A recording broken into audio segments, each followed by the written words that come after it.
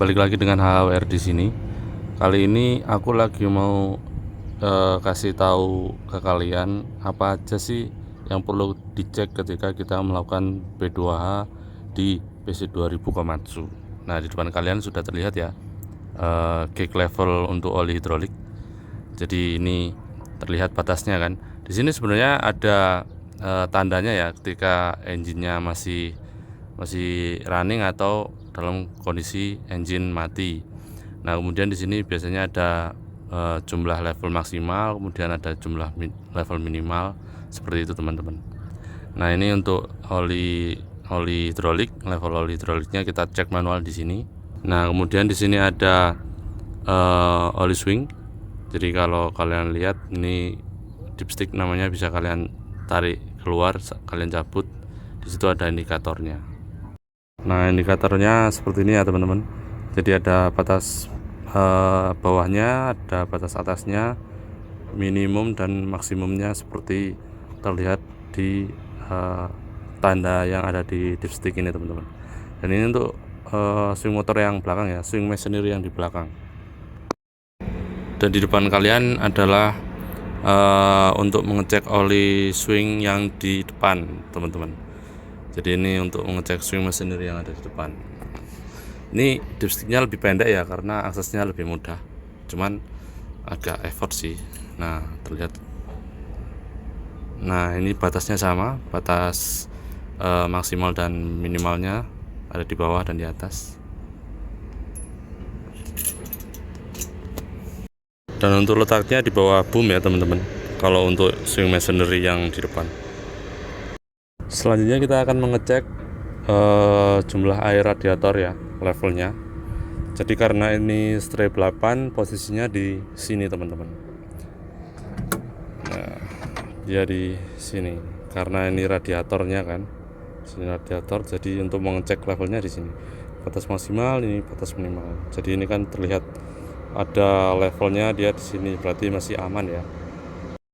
Nah, sekarang kita akan mengecek mengenai oli engine ya teman-teman. Jadi dia ada di sini. Nah, ini dia. Nah, ini dia. Nah, bentuk dipsticknya seperti ini ya teman-teman. Jadi ini ada bolak-balik, ada engine stop sama engine runningnya. Dan ini levelnya tentu saja berbeda teman-teman. Levelnya berbeda, dia high dan low-nya ukurannya beda kalau semua engine stop sama engine runningnya. Kita tinggal boleh, kalau semua engine running kita balik cek di sebelah belakangnya sini teman-teman. Nah, di sini dia. Jadi engine running atau engine idling ya, jadi RPM rendah, dia agak ke bawah ya karena memang olinya naik semua.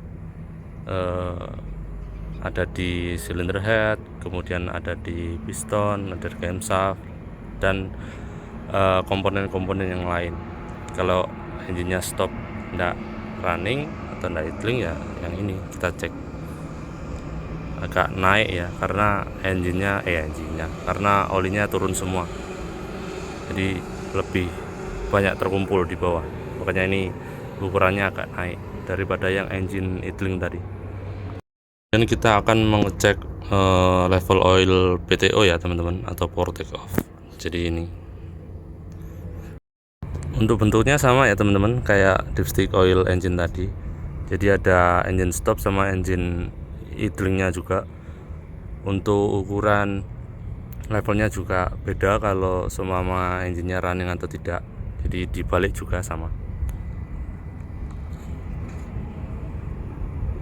Nah, seperti ini engine idling, dia agak ke bawah ya jumlah oil minimumnya.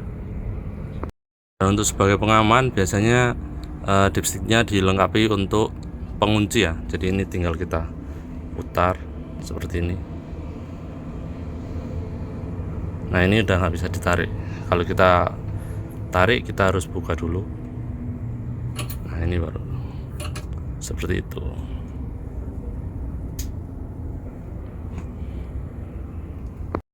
Dan tidak kalah penting di sini ada APAR ya teman-teman.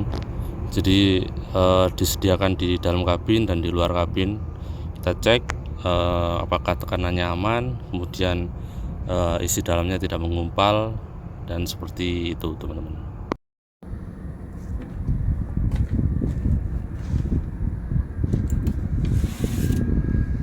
Dan untuk mengeceknya dikocok-kocok gini teman-teman.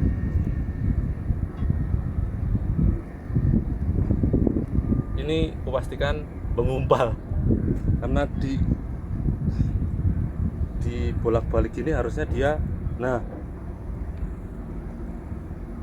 pasir kan, harusnya dia ada yang jatuh atau bilangnya kayak pasir turun gitulah.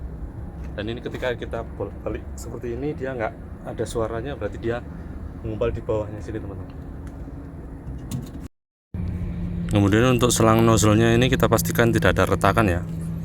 Jadi kita cek ini aman, nggak ada retakan, nggak ada pecahan. Jadi selangnya ini aman ya. Seperti yang kalian lihat, di sini nggak ada pinnya ya. Di sini harusnya ada pin sebagai pengaman. Jadi kalau semua nggak ada pinnya ini wajib kita lapor untuk dilakukan penggantian yang upper yang baru teman-teman.